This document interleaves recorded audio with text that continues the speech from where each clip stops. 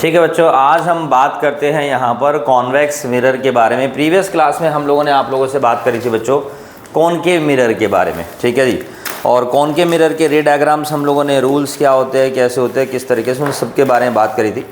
और चैप्टर के अंदर अब हमारा एक टॉपिक बचा है, रिफ्लेक्शन सेक्शन का एक टॉपिक बचा हुआ है, that is the convex mirror बच्चों। तो सबसे पहले तो आपको पता होना चाहिए कॉन्वेक्स मिरर है हमारे पास। देखिए कॉन्वेक्स मिरर के अंदर क्या होता है, कॉन्वेक्स मिरर के अंदर हम लोग क्या देखते हैं, जो हमारे पास स्ट्रक्चर होती है बेंट इन, यानी अंदर की तरफ का जो बेंट है बच्चों, वो मेरे पास बैक सरफेस है। जो बेंट आउट है वो रिफ्लेक्टिंग पार्ट है। This is the centre, this is the focus and this is the pole. Convex mirror ही हमारा यहाँ पर कहलाता है बच्चों इधर में डाइवर्जिंग मिरर। यही मेरे पास डाइवर्जिंग मिरर होता है। Got it, this is the diverging mirror. देखिए अगर मेरे पास कोई भी रे आती है, देखो पैरेलल, तो वो फोकस के अलाइनमेंट में रिफ्लेक्ट हो जाती है। देखिए ये रे आती है पैरेलल, फोकस के अलाइनमेंट में रिफ्लेक्ट हो गई। कोई भी रे आती है पैरेलल, फोकस के अलाइनमेंट में रिफ्लेक्ट। कोई भी रे आती है मेरे पास पैरेलल, फोकस के अलाइनमेंट में रिफ्लेक्ट। तो देखिए हमारे पास सारी की सारी जो रिफ्लेक्शन हो रहा है वो डाइवर्ज हो रहा है, ठीक है। ये सारी रिफ्लेक्टेड रे डाइवर्ज हो रही है, तो हमारे पास डाइवर्जिंग मिरर होता है। और डाइवर्जिंग मिरर के अंदर यानी कि कॉन्वेक्स मिरर के अंदर भी हमारे पास रूल्स होते हैं कि किस तरीके से रे डायग्राम्स की फॉर्मेशन होती है। हम बात करते हैं 4 स्पेशल रूल की, जिसमें है सबसे पहले मेरे पास यहाँ पर rule number 1, that is the CC। Rule number 2 है मेरे पास यहाँ पर बच्चों PP। और रूल नंबर 3 याद रखना PF। और रूल नंबर 4 है हमारे पास FP। ये बात तो याद रहेगी भाई, CC, PP, FP और PF। ऐसे ही हमने आपको कॉनकेव में भी पढ़ाया था। तो हम बात करते हैं CC। ये देखिए जी, सबसे पहले मेरे पास ये रहा कॉन्वेक्स मिरर, जिसके अंदर ये सेंटर है, ये फोकस है और ये पोल है। ये रहा मेरे पास बच्चों इधर में भी कॉन्वेक्स मिरर, सेंटर, फोकस और पोल। ये देखिए सेंटर है, फोकस है और ये मेरे पास इधर में बच्चों पोल है। ये वाला जो बेंटिन है ये बैक पोर्शन है जहाँ पर सिल्वर की कोटिंग है।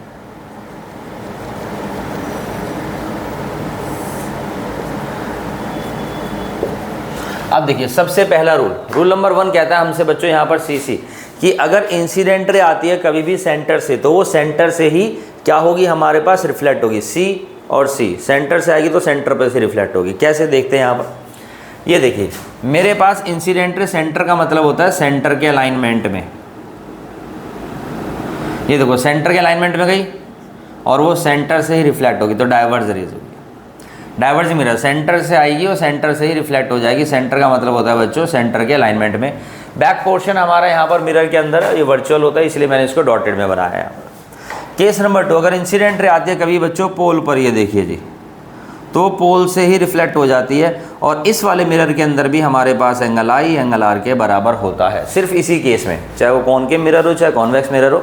अगर इंसिडेंट रे पोल पर आती है तो पोल से ही रिफ्लेक्ट होगी बच्चे। उसके बाद में बात करता हूँ rule number 3, that is the PF। अब इसमें क्या होता है, अगर इंसिडेंट रे कभी भी आती है बच्चों पैरेलल, ये देखो जी पैरेलल आ रही है।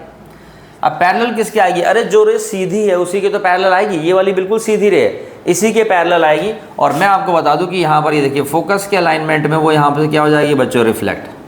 तो ये इंसिडेंट रे पैरेलल आई और फोकस के अलाइनमेंट में रिफ्लेक्ट हो गई, तो P है पैरेलल यानी कि फोकस। रूल नंबर 4, अगर आती है फोकस पर, फोकस के ऊपर मतलब बच्चों की फोकस के अलाइनमेंट में, ये देखिए जी, अगर फोकस के अलाइनमेंट में आ रही है तो बिल्कुल पैरेलली हमारे पास यहाँ पर रिफ्लेक्ट हो जाएगी। तो हमारे पास 4 रूल है, CC, PP, PF और FP बच्चों। ये हमारे पास 4 स्पेशल रूल है, ठीक है, जिनमें हम लोग यहाँ पर देख रहे हैं कि अगर ऑब्जेक्ट से यहाँ पर इंसिडेंट रे आ रही है तो किस तरीके से वो रिफ्लेक्ट होती है। मैं आपको इसका एक केस भी करके दिखा देता हूँ। हमारे NCERT के अंदर इसके 2 ही केस दे रखे हैं। केस नंबर 1, ये देखिए मेरे पास ये कॉन्वेक्स मिरर है बच्चों, ठीक है। ये मेरे पास सेंटर हो गया, ये मेरे पास फोकस हो गया, ये मेरे पास पोल हो गया।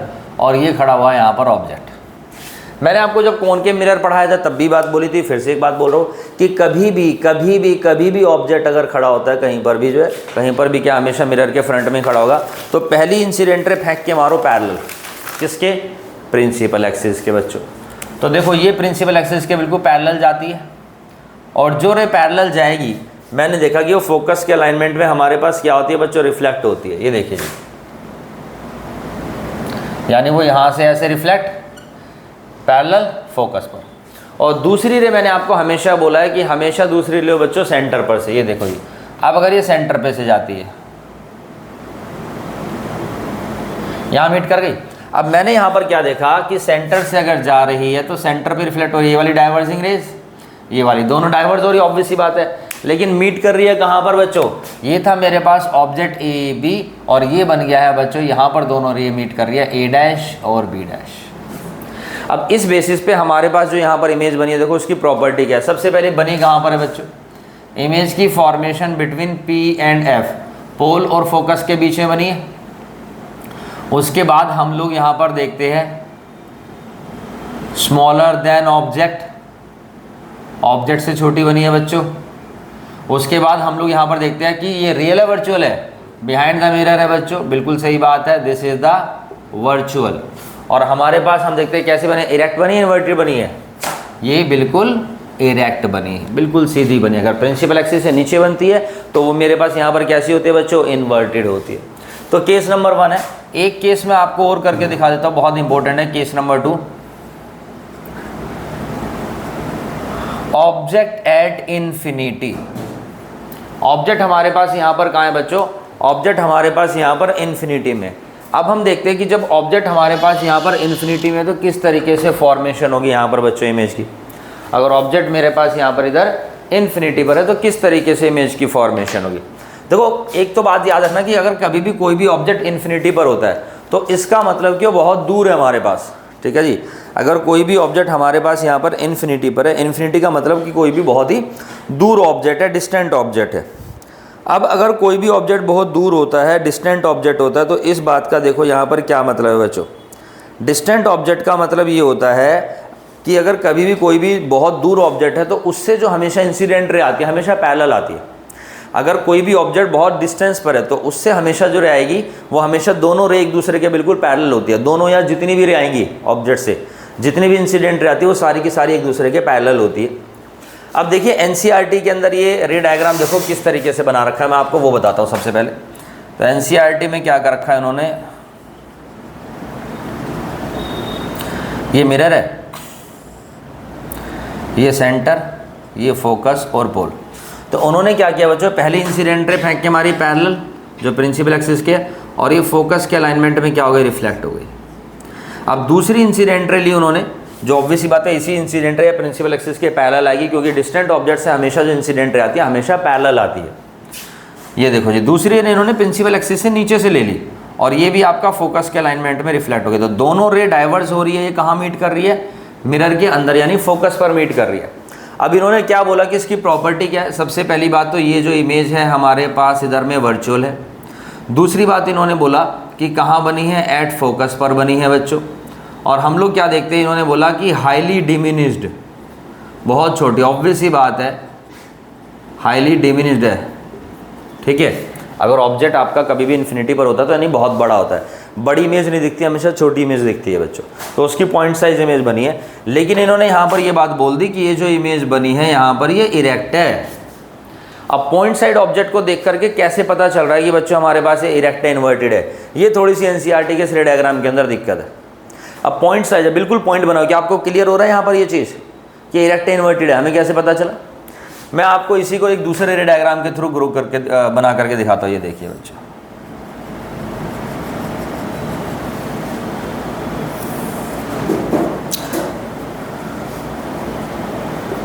ये देखिए। अब हम यहाँ पर क्या करते हैं कि सबसे पहली इंसिडेंट रे फेंक के मारते हैं बच्चों। ये देखो, मैं ये भी नहीं कर रहा, ये मेरे पास सीधा कॉन्वेक्स मिरर है जी। अब मैं देखता हूँ कि सबसे पहली रे आती है, आपकी कहीं से भी आ सकती है, ऑब्वियस ही बात है, इन्फिनिटी से आ रही है, ये आ गई। तो जहाँ पर भी ये टकराती है वही पॉइंट सबसे पहली बात तो मेरे पास पोल कहलाता है। और वहीं से हमारे पास अब देखो ये प्रिंसिपल एक्सिस बन गई बच्चों, सेंटर है, ये फोकस है, पोल हो गया।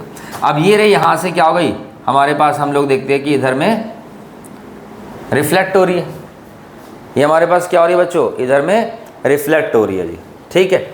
अब हम लोग क्या देखते हैं, जो दूसरी रे आएगी, ठीक है जी, समझने की कोशिश करना। ये देखो इधर से इंसिडेंट हो रही है और इधर से रिफ्लेक्ट हो रही है हमारे पास, और जो दूसरी रे आएगी वो भी इसके पैरेलल आएगी, और वो हमारे पास हम देखते हैं कि देखो ये पैरेलल रे है, ये इस तरीके से रिफ्लेक्ट हो गई।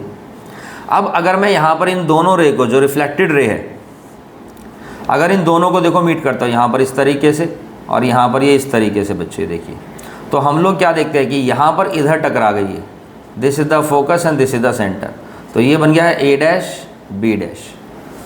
तो हमारे पास देखो ये वाली जो इस तरह डाइवर्ज हो रही है, मैंने इसको यहाँ पर बिहाइंड द मिरर इसे पीछे मिलाया, ये ऐसे डाइवर्ज हो रही है, इसको भी यहाँ पर मिलाया, तो दोनों रे यहाँ पर मीट कर रही है। तो बिल्कुल सेम प्रॉपर्टी है, वर्चुअल बनी है, फोकस पर ही बनी है, हाईली डिमिनिश भी है with respect to the comparison of object से देखेंगे, लेकिन इसमें पता तो चल रहा है कि इरेक्ट बनी है। तो इस तरीके से हमारे पास हम लोग यहाँ पर देखते हैं बच्चों कि अगर ऑब्जेक्ट इन्फिनिटी पर होता है, ठीक है, या ऑब्जेक्ट हमारे पास मिरर के फ्रंट में है, तो इसके दो ही केस हमारे पास एनसीईआरटी में दे रखे हैं बच्चों। कॉन्वेक्स मिरर के सिर्फ दो ही केस आपके यहाँ पर एनसीईआरटी में मेंशन है। उसके बाद हमारे पास अगला टॉपिक आ जाता है बच्चों, यूजेस ऑफ कॉन्वेक्स मिरर। देखो कॉन्वेक्स मिरर के यूजेस क्या होते हैं। अब अगर मैं कॉन्वेक्स मिरर के यूजेस के बारे में बात करता हूँ तो हमारे पास क्या होता है, रियर व्यू मिरर होता है बच्चे। हमारे पास क्या होता है, रियर व्यू मिरर होता है, जो आपका साइड व्यू मिरर होता है गाड़ी में, और हम लोग क्या देखते हैं उसके अंदर यूज़ किया जाता है। एक तो क्या होता है, उससे बहुत ज़्यादा बड़ा व्यू दिखाई देता है, मतलब दूर तक का जो है हमारे को बहुत छोटे से सेक्शन के अंदर दिख जाता है, हमें दिख जाता है पीछे कितना ट्रैफिक है या क्या है, कोई गाड़ी हमारी गाड़ी तक पहुंच रही है नहीं पहुंच रही है। तो हमारे को बेसिकली क्या होता है, कार ट्रक बसेज में to see the traffic at the rear side view, जो बैक साइड का मुद्दा होता है वो हमारे को यहाँ पर दिखाई देता है। बात नंबर 1। ये आपने कभी देखा होगा, जैसे दिल्ली मेट्रो में आप जाएंगे तो मेट्रो का जो कोच होते हैं बच्चों, बॉयज़ आगे गर्ल्स वाला होता है और उसका आगे ड्राइवर का कैबिन बना होता है। तो जब सारी जितने पैसेंजर्स आपके मेट्रो में चढ़ जाते हैं, आपने देखा होगा यहाँ शादरा मेट्रो स्टेशन पे भी है, वहाँ पर एक पोल और पोल के ऊपर कॉन्वेक्स मिरर लगा हुआ है। अब वो किस लिए लगा हुआ है जब सारे पैसेंजर गाड़ी में चढ़ते हैं, ड्राइवर देखता है कि सब चढ़ते हैं, पूरी उसको ट्रेन का व्यू दिखाई देता है, साइड का, उस साइड का प्रॉपर व्यू दिखाई देता है, कोई बंदा अटका तो नहीं हुआ है, कोई बीच में तो नहीं रह गया, जो है कोई सामान किसी का बाहर तो नहीं गया। गेट खोलते हैं फिर बंद करते हैं एक बार, ताकि अगर कोई बंदा अटका हो तो अंदर चला जाए, तो उस पूरे व्यू में हमारे को दिख जाता है। तो पूरा व्यू देखने के लिए ऐसा करते हैं। या फिर कई बार कहते हैं कि शॉप के अंदर जो सिक्योरिटी मिरर होते हैं, जिनके बाद थोड़ी सी दिक्कत नहीं बेटा, वो तो सीसीटीवी कैमरा लगा देते हैं, उसी में देखते रहेंगे। किसी की छोटी सी दुकान है, वो थोड़ी सीसीटीवी कैमरा लगाएगा, वो क्या करता है, कॉन्वेक्स मिरर गोल से आता है वो टांग देता है, तो उसको पूरी दुकान दिखाई देती है इस मिरर के अंदर, थोड़ी सी चपटी दिखाई देती है। जैसे आपने चम्मच देखी होगी, स्पून, उस स्पून के अंदर अपनी शक्ल देखो ऐसी दिखाई देगी, लेकिन दिख रही है पूरी इमेज, जो है आपको पूरी बॉडी की इमेज भी दिख जाएगी जो। तो हम लोग क्या देखते हैं, वो सिक्योरिटी मिरर के रिस्पेक्ट्स में भी इसको यूज़ करते हैं हमारे पास, और भी इसके बहुत सारे कुछ यूजेस है हमारे पास बच्चों, ठीक है जी। तो हमारे को क्या करना है, इसका यूजेज एक। तो दूसरा एक क्वेश्चन आता है, how to differentiate, how to distinguish between concave mirror, convex mirror और प्लेन मिरर, कि आप प्लेन मिरर के अंदर कॉनकेव मिरर और कॉन्वेक्स मिरर के डिफरेंस के बारे में कैसे पता लगाएंगे विदाउट टचिंग देम, आप उसको बिना टच किए। प्लेन मिरर तो बिल्कुल सीधा होता है, बहुत आसान है, अगर आपको इस तरह की चीज़ें पूछी आती है तो प्लेन मिरर है। प्लेन मिरर के अंदर हम लोग क्या देखेंगे कि एक तो इमेज का साइज़ जो होता है बिल्कुल सेम होता है, और ऑब्जेक्ट का डिस्टेंस और इमेज का डिस्टेंस बिल्कुल बराबर होता है। तो अगर हम यहाँ पर कभी भी प्लेन मिरर लेते हैं तो it will produce the image of the same size की इमेज बनती है। आप आगे जाएंगे तो इमेज पीछे जाएगी, आप पीछे जाएंगे इमेज जो है, मतलब पीछे जाएंगे तो इमेज बिल्कुल पीछे जाएगी, आप आगे आएंगे तो इमेज भी आगे ही बनेगी जो। तो इससे पता चल जाता है कि ये मिरर हमारे पास कैसा है बच्चों, ये मिरर हमारे पास प्लेन मिरर है। जबकि हम लोग क्या देखते हैं, कॉनकेव मिरर के अगर सामने हम लोग खड़े होते हैं बच्चों, तो कॉनकेव मिरर में हमारी इमेज जो बनेगी हमेशा बड़ी इमेज बनेगी। कॉनकेव मिरर जो होता है उसके अंदर बड़ी इमेज बनती है, थोड़ी सी मैग्नीफाइड। और कॉन्वेक्स के अंदर हम लोग क्या देखेंगे, आपने ये वाला केस देखा, ये वाला केस देखा, इन दोनों केसेस के अंदर इमेज जो बन रही है छोटी बन रही है हमारे पास। कॉन्वेक्स के अंदर आप इस तरीके से ध्यान रखें ना कि आप गाड़ी चला रहे हैं, साइड व्यू मिरर में आपको सारी गाड़ियों की, सारे ट्रैफिक की इमेज दिख लेंगी, छोटी छोटी दिख रही है, या मेट्रो में सब छोटा छोटा दिखाई दे रहा है वहाँ पर, लेकिन है तो पूरा का पूरा व्यू। तो कॉन्वेक्स मिरर के अंदर इमेज छोटी दिखती है, कॉनकेव मिरर के अंदर हमेशा इमेज बड़ी बनती है बच्चों, यहाँ पर जो हमारे पास स्फेरिकल मिरर होता है यहाँ पर। तो ये हमारे पास बच्चों यहाँ पर कॉन्वेक्स का जो सेक्शन होता है वो ख़त्म हो जाता है। बाकी जो मिरर का फार्मूला है 1/v + 1/u = 1/f, कॉनकेव का कॉन्वेक्स का दोनों का सेम रहता है। मैग्नीफिकेशन की जो कंडीशन होती है वो भी यहाँ पर हमारे पास सेम रहती है बच्चों। तो रिफ्लेक्शन का जो सेक्शन है कॉनकेव मिरर और कॉन्वेक्स मिरर, ये दोनों हमारे पास फिनिश हो चुके हैं। और एक क्लास हम और ले लेंगे बच्चों, इन दोनों टॉपिक से कुछ कुछ न्यूमेरिकल्स करा देंगे ताकि आपको आइडिया लग जाए कि किस तरीके से फार्मूलाज जो होता है वो यहाँ पर यूज़ होता है न्यूमेरिकल्स के रिस्पेक्ट्स में। और आपको अगर वीडियो पसंद आई तो चैनल को लाइक करें, सब्सक्राइब करें, शेयर करें। और नेक्स्ट वीडियो में हम बात करेंगे बच्चों यहाँ पर रिफ्रैक्शन के बारे में, और रिफ्रैक्शन जो होता है वो लेंस के रिस्पेक्ट्स में होता है। थैंक्स।